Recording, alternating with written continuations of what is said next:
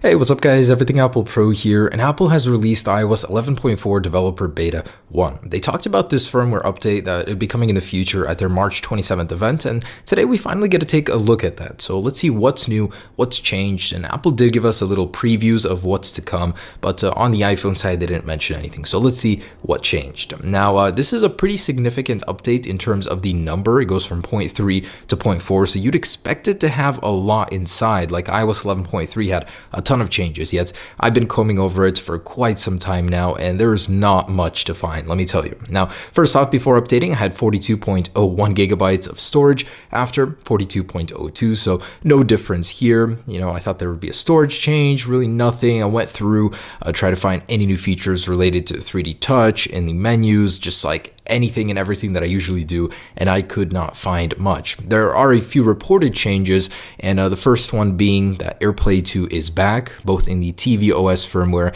and in iOS 11.4. So you'll now be able to finally use multi-room support once again, but who knows, Apple may remove this feature once again because they actually took this out of iOS 11.3 before the final release. For whatever reason, it's kind of strange. So multi-room support with AirPlay 2 is finally back, and the stereo pairing support for the HomePods is now back. So within the Home app, there is now reference to it again. You can do it. It's unknown for sure if it works yet. I wasn't able to get it to work, so I'm not sure if others are, but if it is, I'll let you guys know in the future. So stereo pairing in some format is back at least. And iMessages on the cloud are enabled once again, so you do get that toggle within your iCloud settings. It is back, and there was another feature that was removed in the final of iOS 11.3, so Apple did bring it back for 11.4. Again, unknown if it'll stay for the duration of this firmware and then be removed at the very end, who knows. So that's pretty much it for the features. Really not much else. No settings, no changes. I looked for like 45 minutes at least, nothing. Anyways guys, so